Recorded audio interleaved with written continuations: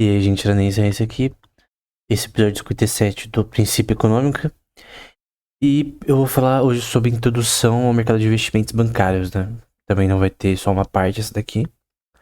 Eu vou dar uma pausa na crise de 2008 e falar somente do ponto de vista moderno, até mais recente, do que a crise, como funciona o sistema bancário, né? Eu coloquei de investimentos, mas é no geral. Então, vou também falar um pouco sobre private, acho que é private equity. Então eu vou falar um pouco sobre isso também, até inicialmente. Eu tô usando um livro como base que eu vou deixar na descrição. Ele fala sobre esse tema de forma bem aprofundada e até recente. E até com dados interessantes com relação a vários bancos. Mas por que isso é útil, né? Não só para quem estuda economia e finanças, né? Mas para quem quer entender mais sobre o mercado de investimentos também é muito importante. Você entender quem são os maiores players de mercado, né? Então eu creio que para quem curte economia, finanças ou investimentos no geral, e até do ponto de vista geral, querendo ou não, todos somos clientes de bancos, né? Se você tem uma conta corrente, uma poupança, tu tem algo com o banco. Então, querendo ou não, cada cidadão ele tem uma relação com o banco intrínseca. E você saber essa relação te permite saber melhor qual escolher, talvez, ou como agir em relação a empréstimos e coisas do tipo. Então, eu creio que qualquer pessoa pode achar essa discussão proveitosa, né? Primeiro, eu vou falar um pouco sobre private equity. E querendo ou não, o banco também mexe com equity em vários aspectos, né? Através de mergers e aquisições, que são fusões na prática, né? O merger. Então eu vou seguir uma linha raciocínio diferente da ordem que o livro demonstra, né? O que é private equity? Bom, primeiro que a gente tem diversos tipos de mercado nesse contexto. Tem o angel investor, investimento anjo, que é o que a gente vê no Shark Tank. Por sinal, é o que me inspirou a fazer esse vídeo. E o grande foco do investidor anjo é que ele tem uma quantidade de capital suficiente para fazer investimentos em várias empresas. E ele quer ter o ROI em relação a esse investimento, que é o retorno desse investimento, no geral. Obviamente, o que importa mais para a principal métrica é o cash flow da empresa, né? Então, tu quer investir numa empresa, qual que é o future cash flow dela? Qual que é a área que ela atua? Qual que é a demanda futura em relação a essa área? Quais são os concorrentes? São vários aspectos que um fundo de private equity ou um grupo de investidores anjo fazem em relação a escolher investir em empresas de pequeno ou médio porte. Então, o mercado de private equity, ele tem uma diferente do equity público, porque o equity público tá falando sobre mercado de ações, por exemplo. Então, tu vai investir na Google. A Google é uma empresa de caráter público, na forma do Alphabet, né? A Meta, do Facebook, anteriormente o nome era Facebook, é uma empresa pública. Significa que é uma empresa pública, todo mundo pode investir, tipo, sei lá, qualquer pessoa pode pegar o aplicativo, baixar criança não, é alguém com mais de 18 anos pode baixar o aplicativo e investir na empresa. Com acesso ao que é chamado de common stock, que é o estoque comum, a ação comum. Tem uma diferença de common stock e preferred stock, que é o estoque preferível, que é mais associado a acho que é income em inglês, mas eu não sei se é faturamento em português. Porque eu sempre confundo revenue e income para quando vai traduzir para português. Mas é o income da empresa, normalmente tu tem preferência de dividendos e liquidação da empresa. Liquidação e liquidation, né? Então, sempre quando a empresa vai pagar alguém é você primeiro, porque você tem um estoque preferível. Tem também o que é chamado de convertible também. Bonds, convertible stocks, que você tem uma conversão de um para outro, né? Mas eu não vou falar aqui exatamente. Mas o mercado de private equity, ele tem diferença do público, porque ele vai... Tipo, ninguém... Tipo, não é todo mundo que tem acesso a investir na empresa. Tipo, a SpaceX, ela tem um mercado privado. Então você não pode simplesmente... Que nem a Tesla tem um caráter público. Tu não pode investir na SpaceX. Eu não consigo investir na SpaceX, mesmo se eu quisesse. O legal da ação pública é que você pode investir até em valores menores, né? O mercado de private equity é um pouco mais capital intensive. Então tu tem que ter mais capital para ser aceito até nesse círculo, ter um networking. Não é, tipo, não é qualquer pessoa que pode investir nesse contexto de empresas maiores, né? Então, aí você vai pouco chamar de venture capital, né? Que aí são investimentos de maior porte, né? Não é investidor grande mais, mas é um investimento de maior porte. E você pode ter, no caso, fundos também de private equity, em que você tem fundos que você tem um capital que ele é recorrente, então ele é acessível em blocos, né? Então, conforme o fundo precisa. Então, tem vários investidores nesse fundo. E ele vai sendo acessado, esse capital para ser investido em empresa é acessado em blocos, né? Outros, um hedge fund, por exemplo, ele é diferente porque ele tem uma relação de investimento que é mais, tipo, pode ser acessível continuamente. Então, vamos supor que você tem uma carteira que permite aí, vamos supor que seja 100 milhões, 100 milhões não, vai, no mínimo, vamos supor que o fundo aceita, você tem que ter 500 mil dólares para investir. Então, é o mínimo que você tem que ter ali alocado. Por que uma pessoa, um cliente, ele vai para um hedge fund? Porque ele tem muita grana e ele não sabe como gerenciar ela de investimentos. Não tem tempo para ou até conhecimento para gerenciar isso. Vamos supor que um cara é empresário, mas ele não tem conhecimento de investimento. Ele não sabe. A poupança sempre rende abaixo da inflação. Então, ele quer uma forma de investimentos num portfólio, numa carteira, né? Pode ter dinheiro, cash, né? Euro, dólar, vamos supor. Pound, sterling, inglês, por exemplo. Pode ter ações, pode ter rate, que é mercado associado a mercado imobiliário, né? Pode ter títulos de governo, né? Tem que escolher em qual governo, qual tipo de título, a qual prazo de maturidade você vai escolher, né? Porque normalmente as pessoas saem do título 20 dias depois de comprar. Então você tem que ver yield curve de títulos. Talvez vai ser investido em junk bonds. Tem fundos que focam em junk bonds, que são chamados também de high yield bonds, que você basicamente investe na promessa de uma empresa pagar um crédito, uma dívida que ela tem. Então é chamada de high yield bonds. Se a empresa não pagar, você se lasca, né? Então, eu já falei em outras aulas bastante sobre isso, né? Então você tem várias formas de investimento que um fundo pode operar, mas só que no caso um hedge fund, ele investe no geral. Tipo, em N coisas em relação à forma que esse investimento. Vai ter até bancos também, né? Então, uma BTG Pactual da vida tem clientes que buscam investidores para investir o dinheiro dela. Com um retorno, que obviamente tem um custo, para que um fee, né? Management fee. E também uma taxa de retorno que tem associada a esse capital do próprio banco, né? De investimentos. E até o leverage que eles têm de ter mais capital de outras pessoas. Além do próprio deles, né? A gente pode chegar posteriormente o que é proprietary banking, né? É o. É o. Perdão. É investimento bancário proprietário, que no caso a empresa investir próprios assets nesse mercado. O grande problema, e até uma coisa chamada de regra de Volcker, né, nos Estados Unidos, após a crise de 2008, era o problema de você ter o banco de investimentos e.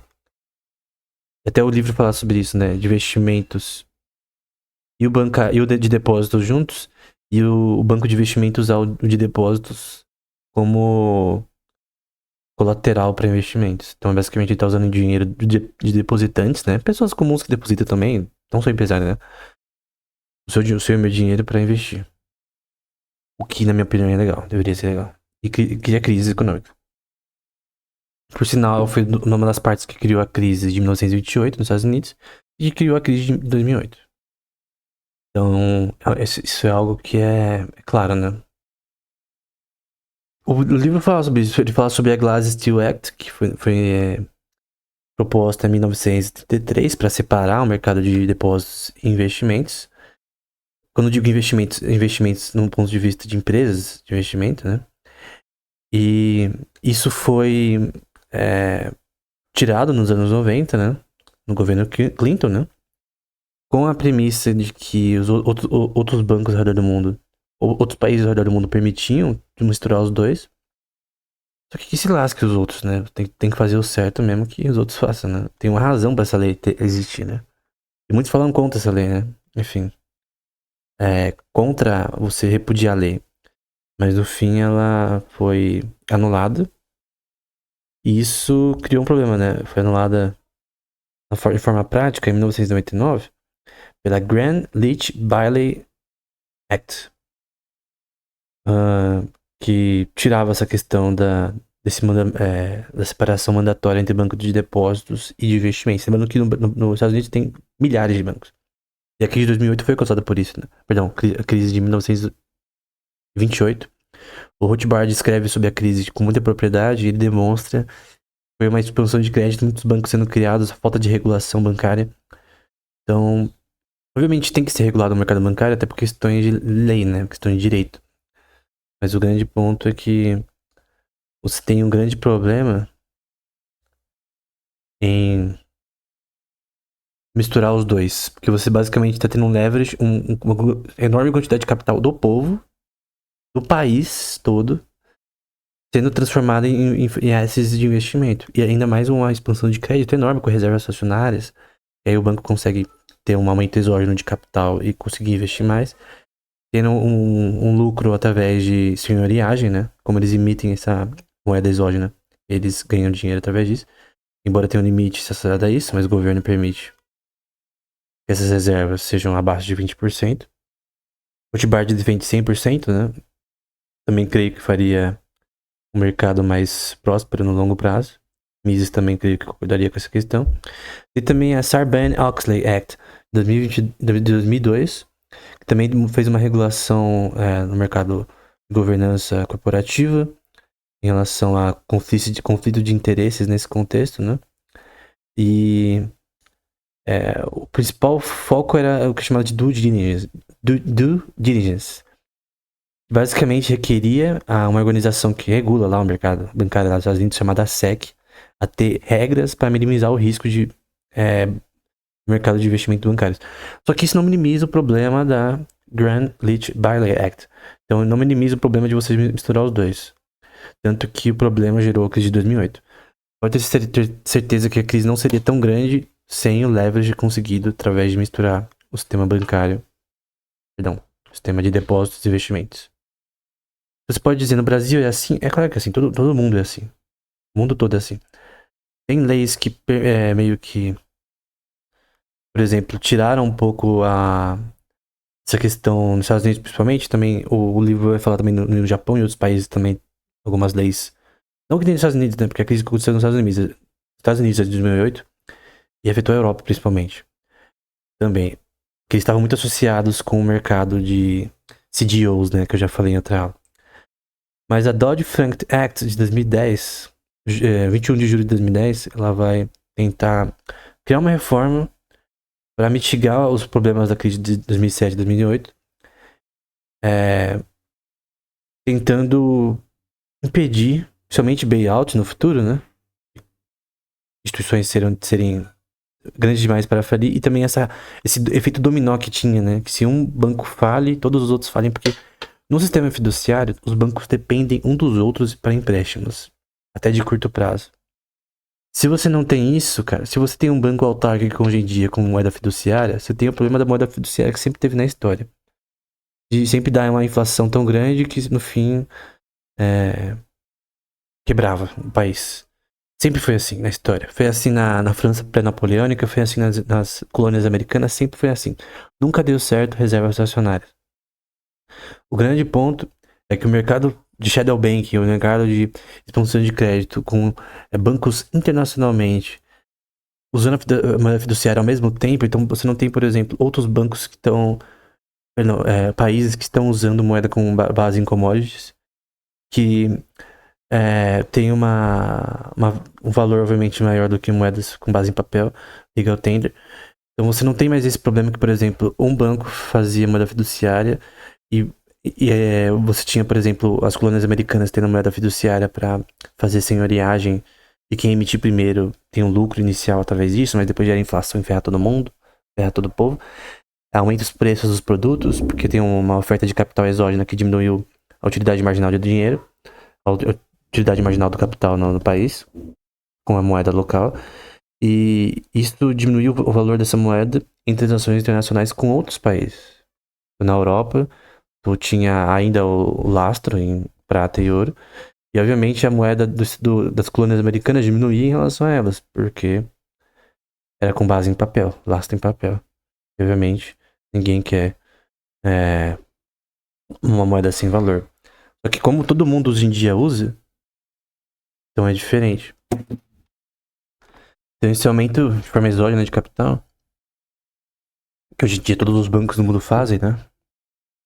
Graças ao Nixon também, graças a Bretton Woods também, graças a todo mundo abandonar o padrão ouro por conta de guerras, né? Não porque o Fiat era melhor. Então quem disser que abandonaram o padrão ouro prata porque o Fiat era melhor, você esquece, daí é totalmente absurdo. Não é verdade. Enfim, esse é o ponto, né? Então a Dodd-Frank Act, ele visava, de 2010, né, visava essa questão. Tem também uma regulação do mercado de OTC, que é de Over-the-Counter Derivatives, do qual o Credit Default Swaps faz parte, né?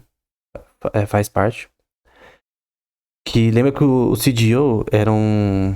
Ainda é, né? É uma forma de investimento no sistema imobiliário.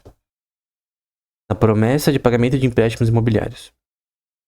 Então, alguém pega um empréstimo, isso era convertido... Uma pessoa comum, e isso era convertido num investimento ao redor do mundo, a promessa de pagar, sei lá, $500 mil, vamos supor. O Credit Default Swap era um seguro para se o CDO falhasse. E o Synthetic CDO era meio que algo que tinha lastro nesses dois.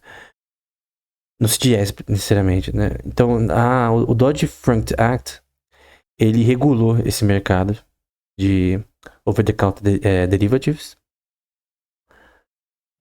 Com a nova regulação, esse mercado regulou a parte de swaps, que são definidas agora como OTC derivatives, incluindo puts, calls, caps e floors. Puts e calls tem a ver com options, né? Enfim, eles regularam algumas coisas em relação a isso, né? Também regularam o quanto um fundo de private equity e um hedge fund poderia investir de forma proprietária, né?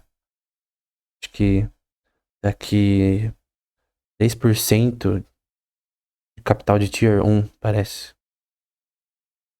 Então, proprietary trading foi diminuído nesse contexto desse mercado. Sabe o que é importante? Hedge funds. Eu às vezes penso em português a pronúncia. Hedge funds e private equity funds. Somente o hedge fund, eles pegam muito empréstimo de bancos também. Então, se você tem um aumento exógeno de bancos, tu tem um aumento exógeno também de empréstimos tomados, que são chamados à margem, né? Porque esses empréstimos são feitos para investir. Então, você tem uma margem, obviamente, da relação desses juros de empréstimo e do ganho efetuado pelos hedge funds. Por sinal, não tem o alpha tão tryhard, não. Porque normalmente você pensa, né? Nosso hedge fund deve ter um alpha, que é o retorno, né? No fim, o que vai ser o lucro da empresa de investimento? Muito alto, mas não necessariamente. Quanto mais capital, na verdade, mais o alpha não chega num platô, né? Quanto mais você tem grana, mais eu acho que talvez você não tenha um alpha de proporção tão alta, né? Depende do hedge fund também. Então a Volcker Rule, ele regulou isso daí. Tá na página 38. Então, ele vai dar vários dados, por exemplo, dos principais bancos ao redor do mundo em relação à Global Equity. Global Equity. Falei errado de novo, mas esquece. Eu vou falar errado palavras continuamente, mas enfim. O JP Morgan, por exemplo, Morgan Stanley, Goldman Sachs, Bank of America, o Citibank, Deutsche Bank, Credit Suisse, né, que teve maiores problemas recentemente, o BS, enfim. Eu tô citando os bancos que eu já sei que fizeram muita merda também no passado, hein. O BS, eu tava vendo um documentário do BS recentemente. Citibank também. Nossa, cara, é muita merda que esses bancos fazem também, né. Deutsche Bank, que foi muito envolvido com a crise de 2008, enfim. O Bank of America, que teve que fundir com o Merrill Lynch, enfim, um monte de coisa. E, no caso, eles são os maiores aí em questão de Global Equity. E aí você tem relacionado à dívida global, né? Global Debt. Tem o JP Morgan, Citibank, Bank of America, Barclays, HSBC, que também tem muitos problemas do ponto de vista de financiamento de coisas extremamente terríveis, né? Associado à corrupção, várias coisas aí. Goldman Sachs, Deutsche Bank, Morgan Stanley, Credit Suisse, Nomura, Bank of China. Isso são dados de 2016 e 2015, tá?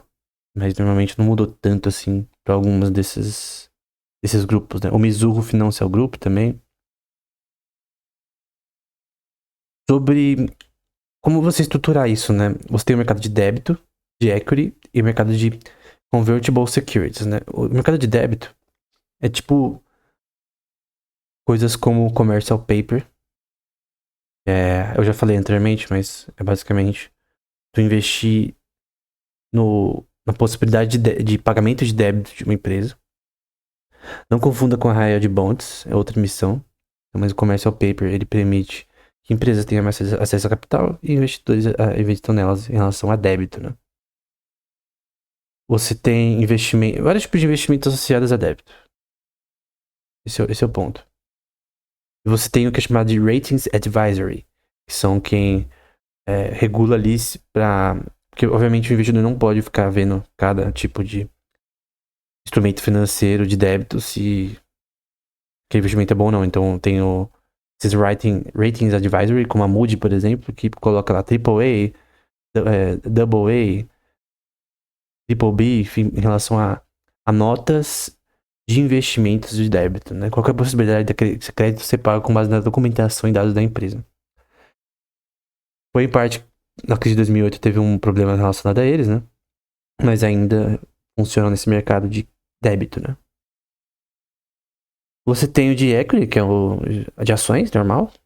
Comuns e preferred stock, que eu já expliquei anteriormente. E o de convertible securities, né? Então, por exemplo, a high yield bonds faz parte. São emitidas por empresas, também para pagamento de crédito, mas é em outro contexto, né? E, por exemplo, convertible bonds, tu tem uma opção de conversão disso para ação, por exemplo. Então, tu tem algumas opções ali em relação a isso. Você tem investimento associado à taxa de juros, a crédito no geral, e ao Forex, né, que é a taxa de câmbio. Então, tu quer apostar que daqui a, sei lá, uma semana o dólar vai cair em relação ao euro, ou vice-versa. Ou que o pound vai cair em relação ao dólar. Obviamente, essas flutuações, eu vou seguir um pouco o Benjamin Graham aqui, da minha visão de Mises de mercado, né? Então, quem estuda escola austríaca, por sinal, ela é muito aplicável para o mercado financeiro. Tem até um livro chamado The Tao of Capital, que fala sobre isso. Mas a visão pegando uma visão mais mesiana, né? De von Mises aqui, eu creio que o mercado, no fim, ele acontece pelas ações de pessoas, pela ação humana. Tem um livro do von Mises só ação humana. Então, mesmo o mercado associado a crédito, associado a débito, associado a todas essas formas de investimento, ela vem de ação de pessoas. Então, é uma questão também, entre aspas, psicológica, mas um pouco de economia comportamental.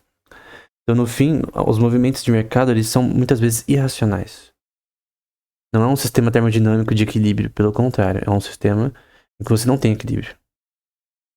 Em constante desequilíbrio, onde você não pode, do ponto de vista neoclássico, inferir relações de causa e efeito que funcionam como física.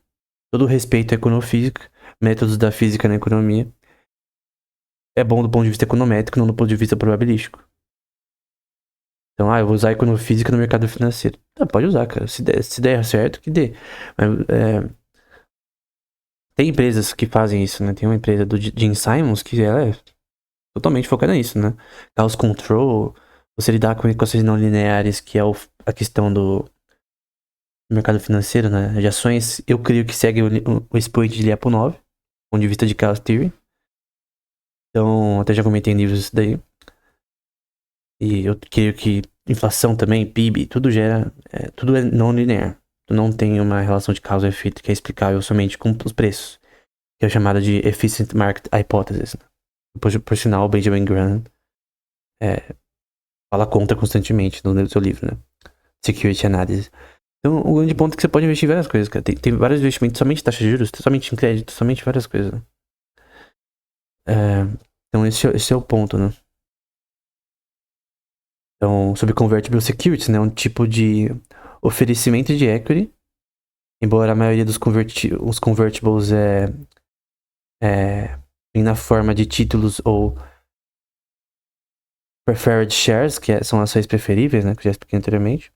A maioria dos títulos convertíveis ou shares, ou ações, né? Podem ser convertidas a cada momento que você quiser, após 3 meses que foram emitidas. A opção do investidor. O Benjamin Graham fala sobre a questão que hora você faz a conversão, por exemplo. Aí depende aí do seu método, né? Então, tem a questão que como resultado, quando emitidos, esses títulos convergíveis opcionais enfraquecem o balanço comercial da empresa, ao mesmo tempo que fazendo o título ter uma maturidade forte, né? Então, esse é o ponto em relação a convertible securities, né? Aí você tem convertible bonds, que são títulos. Então, se uma companhia quer emitir débito, né? Ela ganha dinheiro, obviamente. Ela ganha dinheiro nessa promessa de pagar um débito dela de crédito. Ela pode considerar um título convergível, né? Com um cupom reduzível desse débito. Então, você está investindo na promessa dela pagar o débito. Por exemplo, se uma empresa tem um título de 100 milhões de dólares, com uma maturidade de 7 anos, a uma taxa de cupom de 6%, essa companhia pode também ter uma convertible bond da mesma visão, com uma taxa de 3%. E aí essa convertible bond vai ser aceita 3% a menos do que a anterior, e o cara pode ganhar uma grana em relação a essa diferença, né? Então, esse é o ponto em relação a convertible bonds. E aí você tem options associadas a esse débito, né? A relação desse débito. Em relação a formas que esses bancos podem gerar capital, né? Você tem as taxas de gerenciamento, que é chamada de management fee, compensa os gerentes, os banqueiros, né? Nos financiamentos que são feitos. Underwriting fee, que é a compensação pela taxa de underwriting, né? Em relação a atividades bancárias. E concessão de venda também. Também tem uma forma de taxa aí. Além de outras inúmeras taxas bancárias do ponto de vista do client side, né? Tô falando de cliente, pessoa comum, o Nubank da vida. Você é um cliente do Nubank, você é a parte do client side, que é uma... Cara, em vários bancos é uma parte expressiva do seu balanço bancário. Dos bancos que eu já vi, eles têm um foco muito grande na parte de client side. Além dessa parte de investimentos, aquisições, blá blá blá, ele tem uma parte muito forte em client side. Em relação ao povo, no geral, pessoas que vão ter... Até ao redor do mundo, né? Então, tem pessoas que vão lá na Suíça pra colocar dinheiro no banco, enfim. Enfim, tu tem essas relações também. Também são importantes do ponto de vista da balance sheet da empresa, né? Você também tem uma parte do livro também que é focada em aquisições, né? Que é mergers. Também, fusões. Fusões entre empresas, as duas se fundirem, né? Pensa numa vamos supor que os dois banqueiros pegam uma carta de polimerização, pra quem joga Yu-Gi-Oh! E funde os dois. É basicamente isso. E normalmente o poder da carta fica maior, né? O poder da empresa fica maior. Até quando você sabe de uma fusão antes, você consegue crer que as ações da empresa vão subir, né? São duas empresas grandes se fundindo. E normalmente as pessoas investem quando acontece um merger, né? Porque pode vir temporariamente a crescer as ações da empresa. Por que cresce? Porque as pessoas acham que um merger significa que você tem uma soma de ativos, né, das duas empresas, o fluxo de caixa das duas empresas grandes que estão positivos e muito bons mergindo, entre aspas, né? Enfim, tu tem uma noção de que aquilo vai crescer. Até um ponto de vista meio que comportamental mesmo. Você tem o que é chamado de tender offer, que é outra forma de você adquirir uma empresa direto comprando ações dos shareholders, dos acionistas, criando um voto do shareholder, né? Em relação a você fazer isso. E tem várias formas do ponto de vista sell-side de aquisições, né? Que é o preemptivo, de você pegar o comprador direto, né? E o direcionado, né? E você seleciona os potenciais compradores daquela empresa ali. A ação controlada, na verdade acho que auction em inglês, na verdade, é leilão controlado da empresa. E o público, né? Que é geral. Controlado é para uma meio privada. Então, bancos, eles adquirem muita coisa, cara. Eles fazem bastante aquisições, assim como empresas grandes também fazem, como a Berkshire Hathaway da vida, fazem aquisições continuamente. Porque empresas grandes gostam de fazer aquisições, porque basicamente tu aumenta os ativos da empresa, tu aumenta o repertório da empresa. Ela tem outras áreas que ela tem agência, e isso gera um crescimento de valor por parte das empresas em relação ao que elas têm atualmente. Então, várias empresas e bancos fazem aquisições de outras empresas. Eu tava vendo um vídeo do Primo Rico no YouTube falando sobre, por exemplo, o cara da BTG ele citou lá, por exemplo, a aquisição de uma empresa, acho que é banco, uma empresa na Suíça, por parte do BTG Pactual do Brasil. Então você tem aquisições até estrangeiras, né? E o livro também fala sobre aquisições estrangeiras no geral. Como é que funciona, né? Por parte do investidor, isso tem que ter uma relação, porque você investe numa empresa dos Estados Unidos, ou do Brasil, e vamos supor que você tem uma aquisição, na verdade, é o que é chamado de cross-border transactions, que são aquisições estrangeiras, aí você vai ter subsidiárias agora dessa empresa no exterior, e você tem essa relação dos acionistas com essa relação de compra da empresa, né? Então esse é o ponto também, porque nem todos os acionistas eles gostam de ter um risco monetário do ponto de vista de taxa de câmbio. Sei lá, o Banco da Europa que compra uma empresa do Brasil. Enfim, o real é uma bosta. E aí você tem essa questão também. Também é importante. Eu tenho o que é chamado também de carve out, que é a venda através de um IPO. IPO é quando a empresa ela vai ser pública. É o Initial Public Offering. Tem até em criptomoeda, que é o ICO, que é o Initial Coin Offering, né? Quando uma criptomoeda é lançada e tal. Aí as pessoas, quando uma IPO é lançada, essa empresa foi interessante já. Porque anteriormente, por exemplo, a SpaceX, ela é uma empresa privada. Do ponto de vista de equity, né? De equity privado. Então quem investe na Tesla precisa de acesso a ter esse investimento. Com o retorno desse capital posteriormente, né? Vamos supor que é um fundo de investimentos que quer investir na Tesla. Ele tem acesso, ele tem network, ele tem acesso a isso. Tu pode ter acesso, se você tem bastante capital, a redes de investimento que permitem que você tenha acesso a empresas de capital privado. Então não é porque você é uma pessoa física comum, se você tem capital, tu consegue, cara. A gente tá no mercado de private equity. Se você tem acesso a capital, você pode até entrar num fundo, enfim, de private equity. Então, se você tem acesso a capital, tu consegue, cara. Então até aumenta o leverage da empresa em relação ao fundo. Então tu consegue participar, talvez tenham condições pra isso e tal. Tem que ver qual tipo de empresa nesse contexto. Tem algumas que você controla aí. É o que vai ser investido ou não do capital que você alocou ali.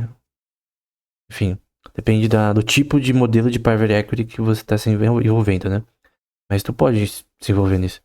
E bancos de investimentos, eles fazem esse processo continuamente, né? Então, mas no caso do carve-out, você tem a venda através de um IPO de uma porção das ações de uma subsidiária. Subsidiária é uma empresa filha da empresa, por exemplo, a DeepMind é uma empresa subsidiária da Google. Foi adquirida pela Google e é uma subsidiária. O topo é o Alphabet e a DeepMind ela é uma das empresas parte da Google. Como a própria Meta, né? Tem a Meta, tem as empresas subsidiárias da Meta, enfim. E o tipo de transação, perdão, essa subsidiária é para um novo mercado público. Então, uma subsidiária que entra no mercado público. Aí tem várias formas disso acontecer. Tem também o spin-off, que essa empresa parente, ela larga o controle da subsidiária para distribuir as ações de uma forma pró-rata para os acionistas, né? Então é diferente, né? Para não ter conflito de interesses. Então a empresa subsidiária separa do ponto de vista. Ela vira uma empresa pública e separa da empresa subsidiária parente do ponto de vista.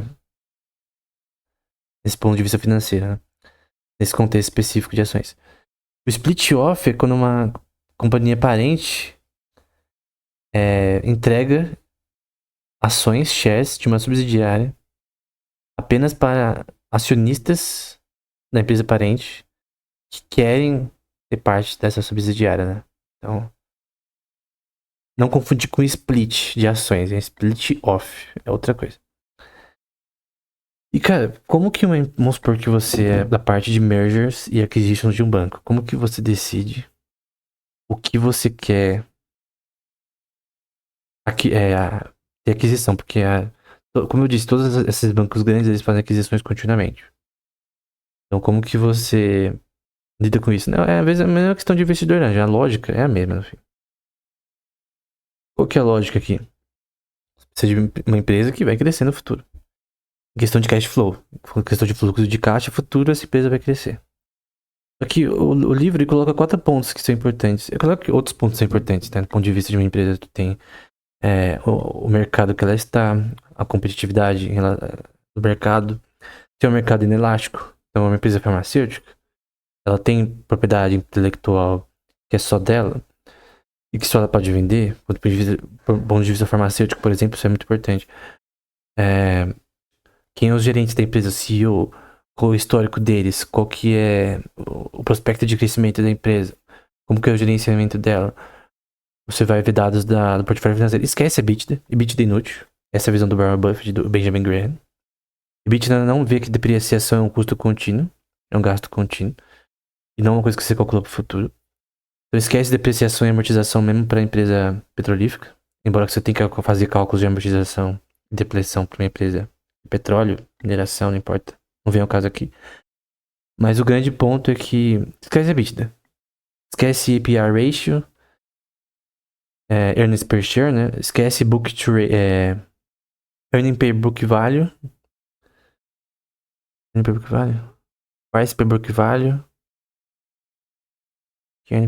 Price per book value, na verdade. Esquece essas coisas, esquece.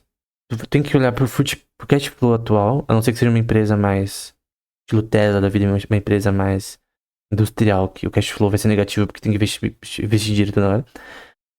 Só que se tu olha pra fluxo de caixa futuro, e alguns métodos que ele colocou aqui também é o que é chamado de desconto de cash flow, que basicamente é uma equação que você pega o fluxo de caixa anual dividido por 1 mais R elevado a N, que R é a taxa de desconto da empresa.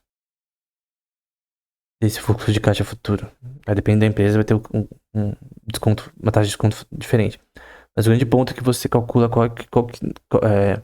no futuro, por exemplo, obviamente, se tu tem uma taxa de crescimento, vamos supor que seja de 3% ou 5% a cada 6 meses. Vamos supor que seja 12% ao ano, vamos supor.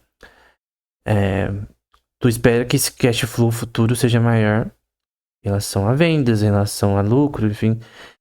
E que você tem optimização de custo, várias coisas. E é uma equação multifatoriada que vai fazer a empresa crescer. Vamos supor que a empresa está crescendo 12% ao ano. Então você já calcula, ok, minha empresa está crescendo 12% ao ano, eu vou usar essa métrica para calcular meu cash flow futuro. Basicamente essa a lógica do discount rate. Eu tava vendo até o Mr. Wonderful, pra quem gosta do Shark Tank americano, que ele fala, tudo na empresa é cash flow, fluxo de caixa, é tudo. Cash flow é tudo. Embora não tudo, né, mas é uma das coisas principais. Esquece EBITDA, o livro fala de EBITDA, PE, que é Price per Earnings, da ação, enfim, esquece isso daí. Isso é coisa marginal, inútil. Uma coisa que é importante é o ROI, que é o Return on Equity. Então o Buffett, por exemplo, ele exalta muito o ROI como uma forma... Não se confunda com o ROI, Return on Investment, é o ROI, Return on Equity. Do ponto de vista de acionistas é muito mais interessante. Mas o livro ele fala também sobre CCA, que é o Comparable Company Analysis, que é uma forma de você comparar essa empresa com outras empresas em relação ao seu balanço bancário. Tem também um Comparable Transaction Analysis, que do ponto de vista mais de também EBIT, dessas coisas aí, e se compara com várias outras empresas. Só que essas duas formas, eu creio que elas estão em formas de avaliação que talvez não sejam tão úteis, né? Então alguém que quer fazer uma avaliação da empresa, eu vou fazer tantas vezes o EBITDA. Cara, esquece isso, cara. Esquece isso. A visão que eu creio é mais voltada para o Buffett, né? Não é a minha opinião, por exemplo. Minha opinião não foi formada por mim mesmo, da minha experiência. Mas pelo que eu vejo no autores em market makers, como o Buffett da vida, o Munger e outros autores que eu já vi, que eu li, né? Peter Lynch, enfim. Seth Klarman. Então essa não é a minha opinião. Então a opinião da visão deles de value investing é no geral. Eu creio que é uma visão que você pode ponderar e ver isso de fato. Você usar mais future cash flow, return on equity. Você olhar os dados financeiros da empresa, obviamente, no geral. Tudo. Dos reportes anuais e semestrais que a empresa ter. E também analisar. Ter uma visão de business mesmo. Tipo, ok, qual que é o mercado aqui? Eu manjo do mercado de petrolífico. Então, quais empresas do mundo que são boas no mercado petrolífico? O Cazaquistão parece ser interessante do ponto de vista petrolífico das reservas que tem ali no Mar Cáspio. Então eu vou focar neles. Eu vou focar mais no mercado de alimentício, porque eu manjo dessas empresas, tipo de empresa. Eu manjo do mercado de games, então eu vou numa Nintendo, ou numa empresa de entretenimento como a Toei, por exemplo, da Ásia. Ou uma Shueisha do Japão. Então, se você tem conhecimento de mercado, cara, que é isso que importa, cara. Então, tu tem conhecimento em tecnologia. Empresa de tecnologia. Tu vai no que você tem conhecimento. Esses dados são importantes, são relevantes. Mas tu pega esses dados pra filtrar. Mas é só um filtro. No fim, o que importa é o que de fato essa empresa ela é interessante do ponto de vista de investimento. E no fim, uma ponderação com base no valor de futuro de mercado que ela tem. Você sempre quer comprar com um valor abaixo do mercado. Para uma empresa, para um banco de investimentos que quer fazer uma aquisição, ela vai ter dados não só do ponto de vista da ação da empresa, dividendos, enfim. Embora dividendos nem seja uma métrica também tão útil do ponto de vista do Buffett. Mas a visão deles é de aquisição, então é uma coisa muito mais física de certa forma, né? Porque ela é uma aquisição, não é uma. Tipo, é uma diferença você ser um acionista de uma empresa e você ser o majoritário da empresa. Também o banco pode fazer dessa forma. Tem várias formas de aquisição. Então, o grande ponto é uma coisa muito mais que você vai ter que ter noção até de gerência, né? Então, é uma aquisição. Agora, a empresa é sua, né? E você tem que ter uma gerência associada a ela. Como melhorar o balanço financeiro dela, o balance sheet, né? Como conseguir mais future cash flow no futuro, como melhorar a optimização de custo da empresa, ou qualquer inovação que deve ser, por exemplo, vamos supor que seja uma empresa de robótica, qualquer inovação que deve ser feita nesse mercado, qual é o seu know-how em relação a esse mercado, enfim. Outra métrica que ele usa é o Weighted Average Cost of Capital, que é o WACC, que vai ser o market value da empresa em equity, dividido pelo débito, o market value do débito da empresa, vezes o custo de equity. Essa primeira parte da equação. A parte da direita da equação vou ter que pegar, é um market value de débito da empresa dividido pelo equity da empresa vezes o custo do débito e 1 menos TC, em que T é a taxa de corporativa da empresa em relação ao seu capital. Então o nome é WACC. Então é o custo médio de capital da empresa no geral. Talvez seja uma tradução. Também seria importante para entender essa relação da empresa em relação ao capital. Mas acho que também não é tão útil assim, não. O que importa, acho que esses dados aqui não são tão importantes, na minha opinião. Acho que o que importa mais é é o valor futuro da empresa em relação a atualmente. E várias questões até subjetivas são implicadas nisso, né? Então, quais questões subjetivas? Então, vamos supor, por que a Nvidia cresceu tanto nas últimas décadas? Porque a demanda por placas de vídeo e processadores aumentou. Por que aumentou? Porque as pessoas hoje em dia consomem mais isso. Porque o mercado de games aumentou, o mercado de games aumentou, essa é a verdade. Então, tu vê qualquer jovem. Eu dava aula de informática, né? Então, a maioria dos meninos das aulas de informática estavam ali também para aprender a montar PC, por exemplo, para montar o seu próprio PC. Então, tinha aluno que mandava foto de. Tô montando meu primeiro PC, professor. Porque eles gostavam. Eu também tinha esse interesse antes de estudar informática, né? Então, de você montar seu próprio PC. E parece algo útil, mas tem pessoas que entraram nesse mercado de tecnologia, de TI, por conta disso, por gostar de jogos. Eu lembro de uma escola técnica que eu tava, que todo mundo, praticamente todo mundo que tava na parte, porque você podia escolher entre três matérias para estudar no segundo ano e terceiro: administração, biologia ou TI. Todo mundo que escolheu TI da minha sala era porque gostava de jogar. Todo mundo. Então, quem foi pra administração e biologia foi mais por não gostar. Não de jogar, mas não gostar de computação por conta disso. É uma questão até subjetiva, né? Mas o grande ponto é que a demanda por equipamentos eletrônicos é muito maior do ponto de vista de computador. Todo mundo tem seu computador em casa e tal, o preço diminuiu, lei de Moore, optimização de custo em relação ao mercado no geral. Tudo isso implicou o crescimento da Nvidia. Então é um crescimento que poderia ser sim previsível. Se você investisse na Nvidia 10 anos atrás, não seria uma ponderação errada. Mesmo sem olhar o balanço, tu poderia investir sem problemas. Obviamente, você tem que olhar o balanço do ponto de vista de fundamento e análise. Mas enfim, um banco adquirir uma Nvidia da vida, adquirir uma empresa desse tipo também é muito interessante.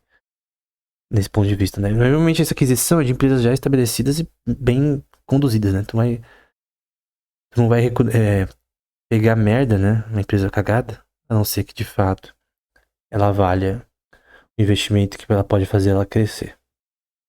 Então você tem o mercado de equity trading, em que ele vai falar um pouco sobre como funciona essa questão. Tu tem o analista de portfólio, o trader institucional, a exchange, enfim, tem várias partes aí desse processo. E na página 124 ele vai falar sobre como hedge funds pegam empréstimos de bancos, né? Ele vai falar que alguns hedge funds, os hedge funds em geral, eles pegam empréstimos, né, de bancos de investimentos para vender securities, fazer um short, né, short selling em relação a esse security, né? Então, você pegar empréstimo para investimentos é algo natural em alguns mercados, alguns tipos de investimento específico, né? Como shorts, né? Options, então é bem interessante essa questão, em que você quer, obviamente, uma margem, né? Margin calls da vida. Enfim. Então, nesse contexto, ele pega empréstimo de dinheiro de bancos de investimentos para permitir compra de securities de um tamanho maior, né? Que o capital do próprio banco. Então você tem um colateral, né? Então é margin loan. Então Então, por exemplo, tu é um hedge fund, tu tem o capital que é o quanto você tem de investimento. Tu usa isso como colateral para pegar investimento do banco para investir. É basicamente isso. Só que o problema é que você tem como o banco ele cria uma. Legalmente, infelizmente, né? Do ponto de vista de direito natural, isso é legal. Ilegal, né? Até um livro do Huerta de Soto fala sobre isso. Ou sobre ciclos bancários também, né? O livro do Huerta de Soto, né? Jesus Huerta de Soto. Por o banco ter uma injeção de oferta exógena na economia, com reservas acionárias, o banco ele pode ter menos capital do que ele pode usar mais capital do que ele possui. Então, vamos supor que ele tem 5 milhões de capital, ele pode ter no banco só 20% em reservas e investir o resto no que ele quiser. Dinheiro do povo, por sinal. E de empresas também, quem se for. Ele é depositado ali. Por isso que bancos de investimentos e depósito não podem estar juntos, porque ele pode usar isso como colateral e dar merda isso. Então, a próxima crise vai ser causada por isso também, pode ter certeza. Bom, isso vai dar merda de novo posteriormente, com certeza. No futuro. Uma merda pior que 2008, talvez. Mas o grande ponto é que o hedge fund também, ele cria mais uma, uma circulação desse capital exógeno na economia, porque ele cria um leverage pegando empréstimos. E esse empréstimo, o banco lucra em juros, né? Então, tu tem todo um mercado que é estruturado para esse componente exógeno das moedas fiat internacionais cada vez criar mais inflação global. Mas enfim, o hedge fund ele usa como colateral, não tem nenhum problema nisso. O problema é que você tem uma... Eu falei mais a parte de economia, né? Da oferta exógena crescendo, né? Essa questão. Outra parte também é o que é chamado de FICC, ou Fixed Income Currencies and Commodities Trading. Então, é o banco investindo em renda fixa, fixed income, acho que income é renda, na verdade, em inglês.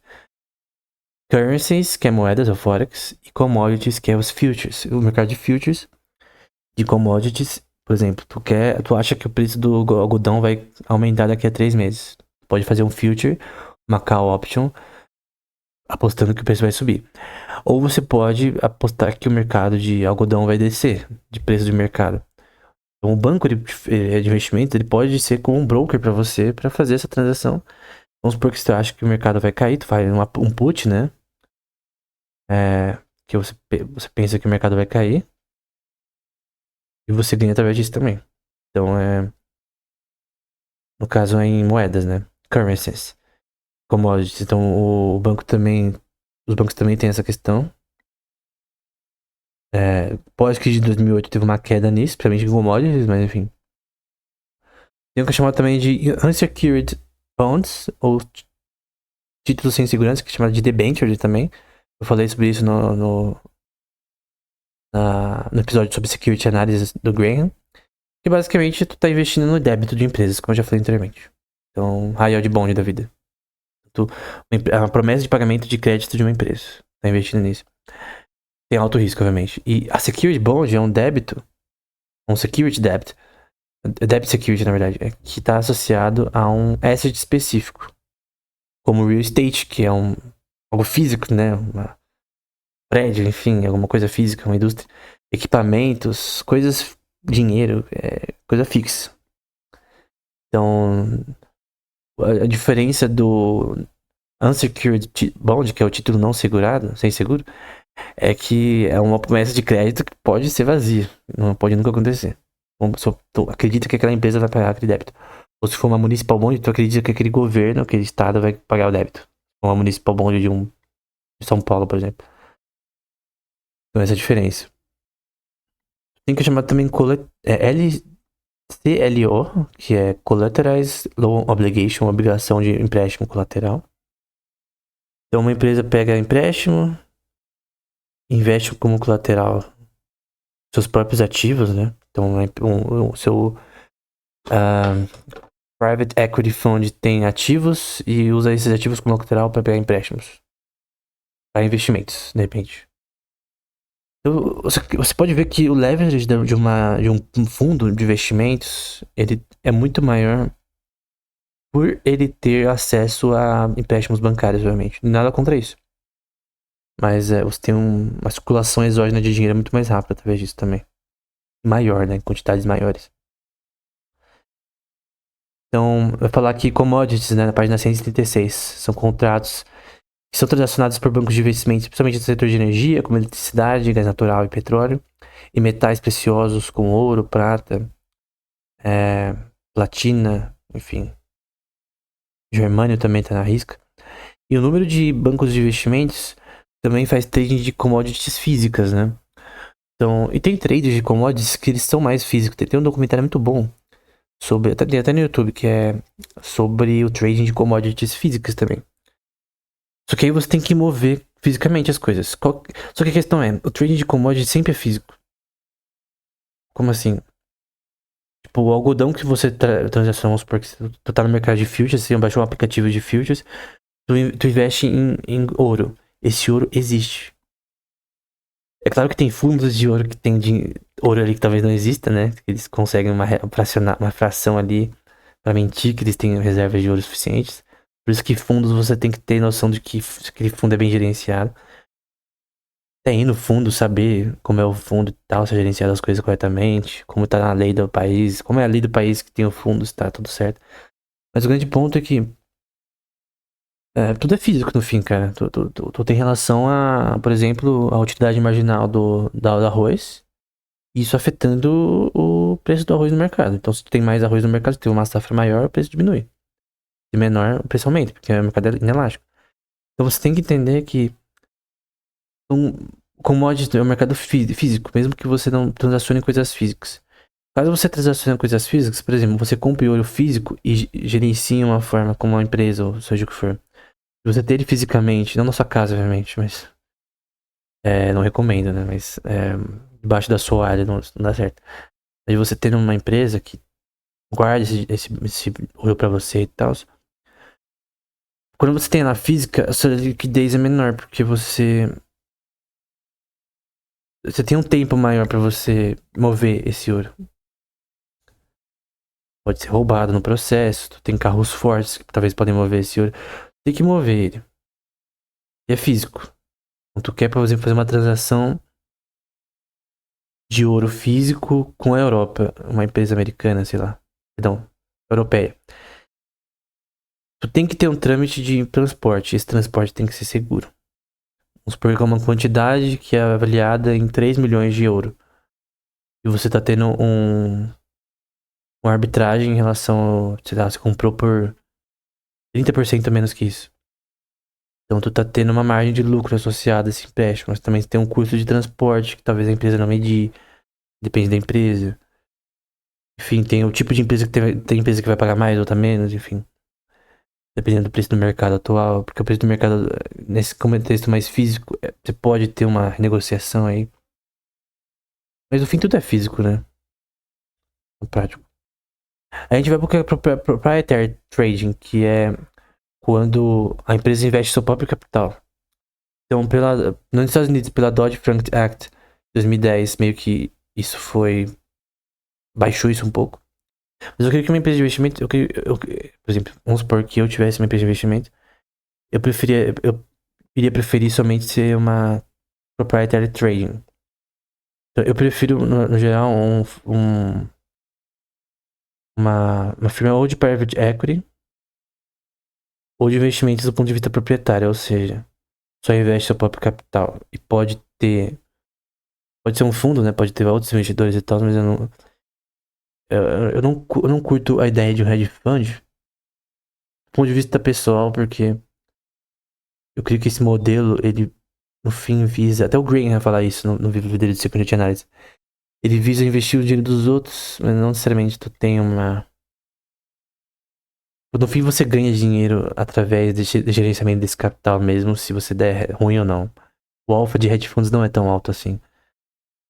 Então eu creio que com o Graham, né? O Security Analysis, seria muito melhor se o cara que gerencia o portfólio dos seus clientes, que ele também estivesse na reta dele. E ele, tipo, que a carteira fosse a do próprio cara que tá gerenciando esse portfólio, né? Então, se der merda pro cliente, vai dar merda pra você também, porque você tá gerenciando a sua própria carteira. Então, que seria melhor do que a própria carteira?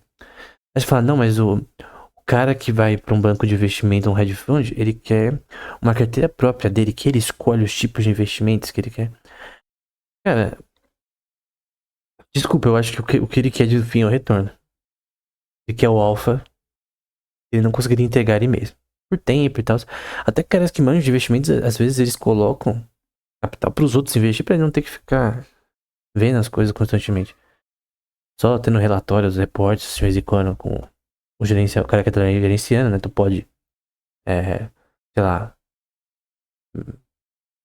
a cada 15 dias falar com o cara e falar como você tá gerenciando o bagulho, né? Enfim. Eu coloquei 500 mil aí, enfim. Só que o grande ponto é que eu creio que a visão melhor seria, tipo, cada investidor ele ter um leverage maior. Vai investir capital dos outros também, no hedge fund, mas de sempre você ter o seu dinheiro também junto com o do cliente. Então tu tem os caras que estão gerenciando portfólios, só que não tem o portfólio do cliente. Se tivesse o portfólio do cliente, que ele fizesse ele mesmo dele. Pode ter consulting, né? Consulting. Acho que é assim, mas consultoria, pode ter consultoria também. Mas eu acho que seria diferente o serviço consultoria, o serviço investimento do ponto de vista, que seria mais um fundo na prática, né? Mas não só private equity, porque eu creio que private equity é legal, venture capital é legal. Porque o ROI que você tem, ele é associado, por exemplo, vamos supor que eu invisto numa empresa, vamos supor que seja 10 mil reais. Um banco investe, faz isso vezes, 100 vezes, né? Mas vamos supor que seja 10 mil reais. Vamos supor que eu tenho um retorno de 30% no futuro, em 7 anos. Então esses 10 mil, eles ficaram 30% maiores. Então, os 100 mil seria 30 mil, 10 mil é 3 mil. Então eu tenho 3 mil. Aí você ajusta isso à inflação. De 7 anos, que é bastante coisa. Valeu a pena? Foi maior que a inflação geral? Então eu tive um ganho. Se eu tenho várias empresas rolando assim, você tem uns juros compostos. Que pode dar. Às vezes, pega no geral, né? Vai ter investimento que não vai dar certo, a empresa vai falir, enfim.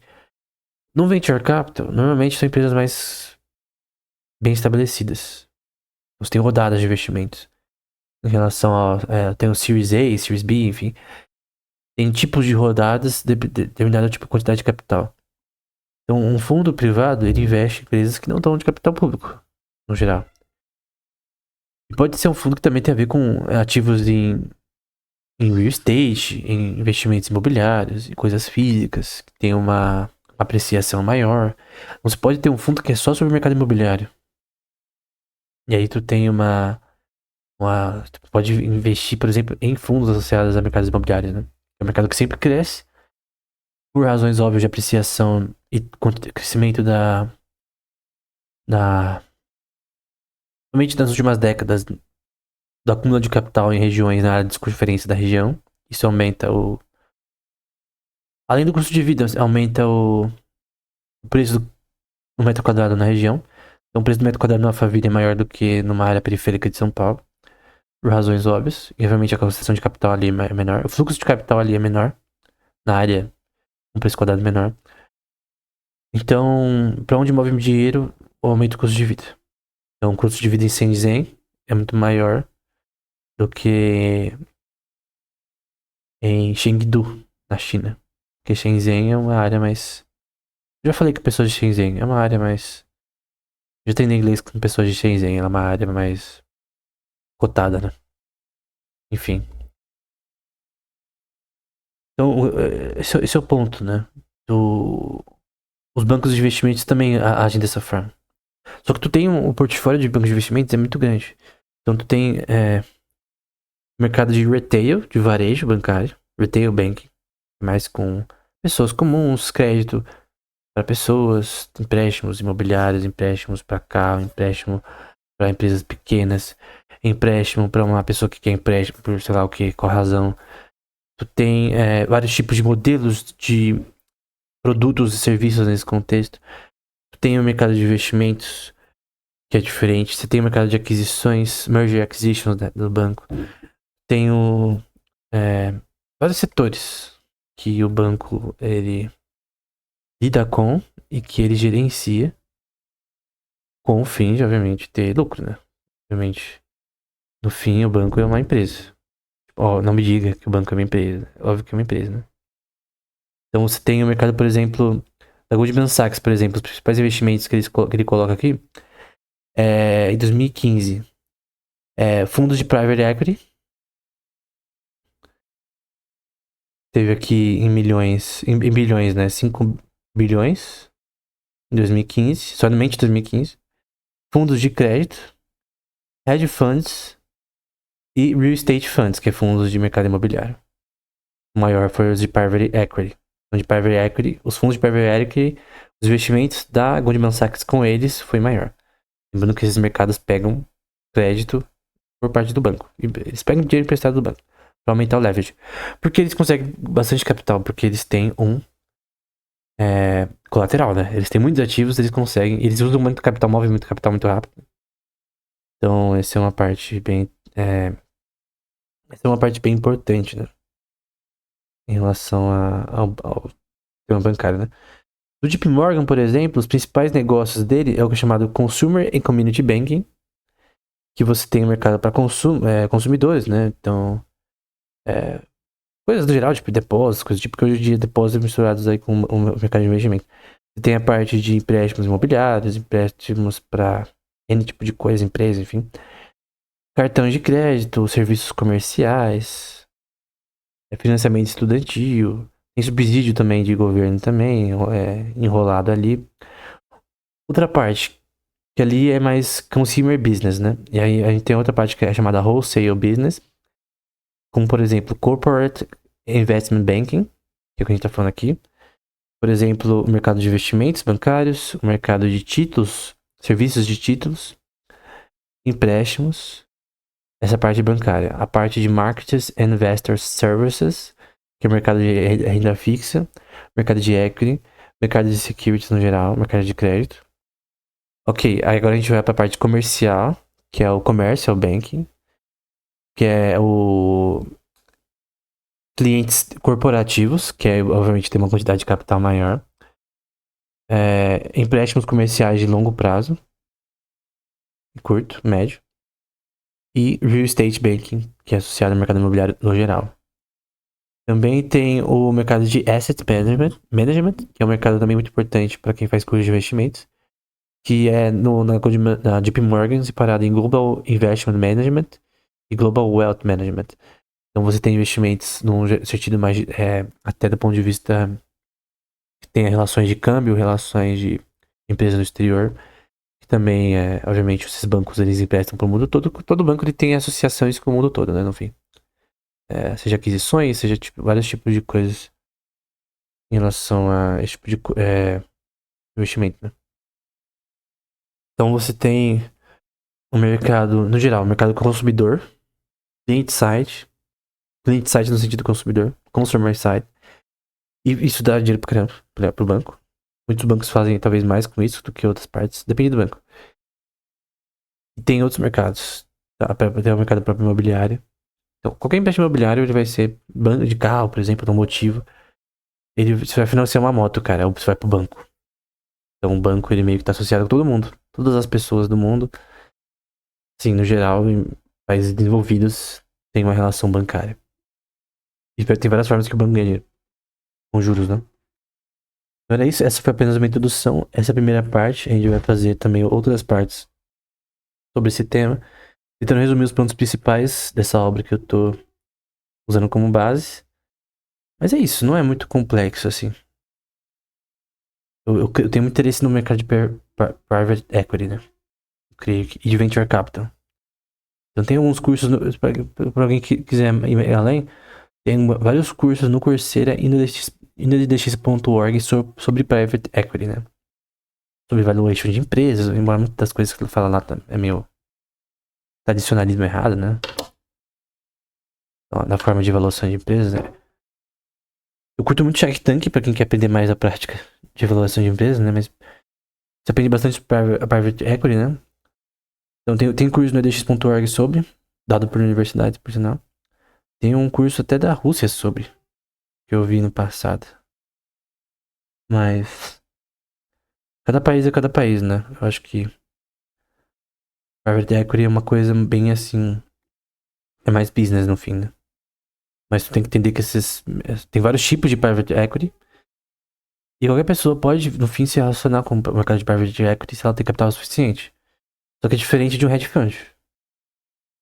E um fundo de investimento também é diferente de outras questões. Então, um fundo de investimento é interessante, né? Porque tu tem uma quantidade de capital associada a investimentos que é um caráter diferente de um hedge fund. Então, tem tantas modalidades e que tu tem que conhecer se você quer saber o mercado de investimentos em geral. Porque, por exemplo, os hedge funds, eles que movem o mercado.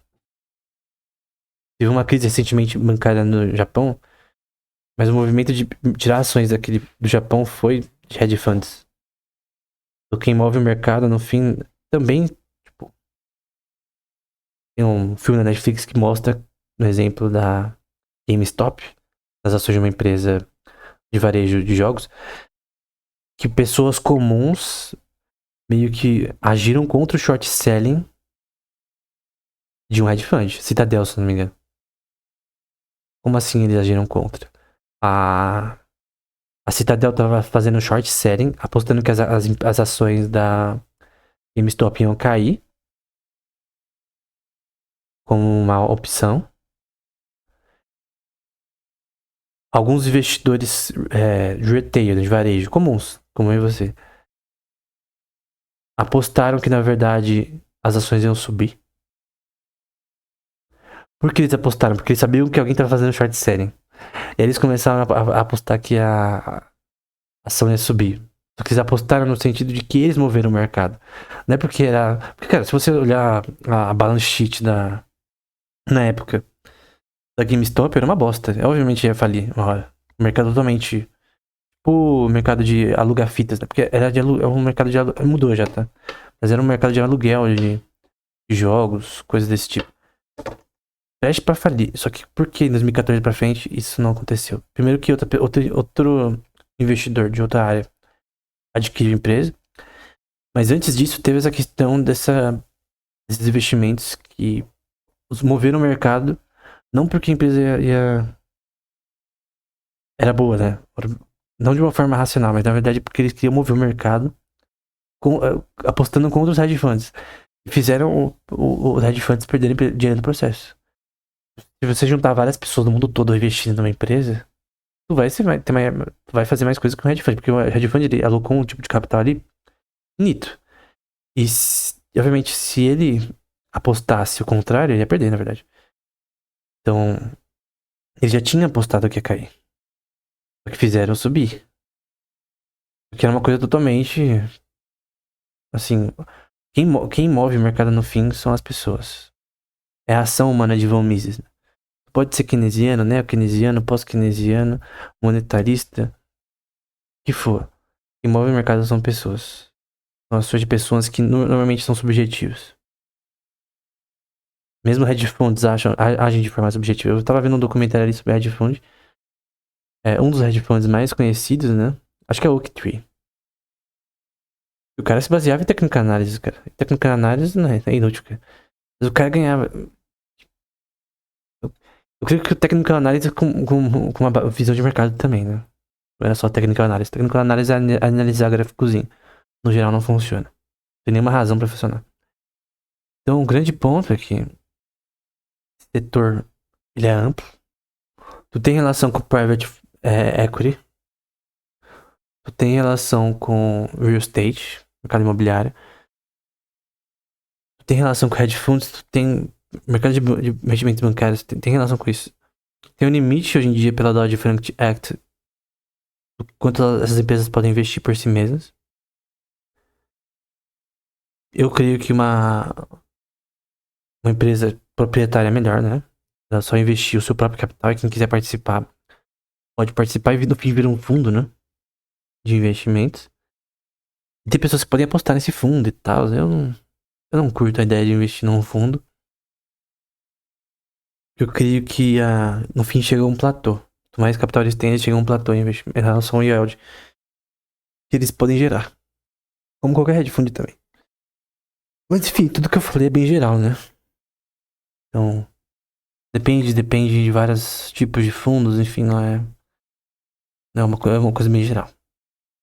Mas essa foi minha introdução. Próxima aula eu tento expandir isso daí um pouco mais. Então é isso.